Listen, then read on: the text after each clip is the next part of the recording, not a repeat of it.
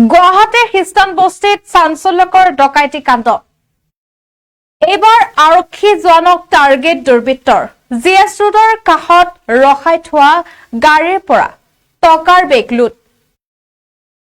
এতিয়া ভুক্তভোগী আৰক্ষী জোৱানজনে আৰক্ষীৰ কাষ চাপিছে। চাই থাকক সবিশেষ।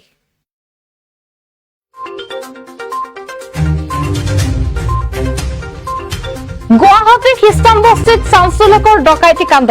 এইবাৰ আৰক্ষী জোৱানকে টাৰ্গেট দুৰ্বৃত্তৰ।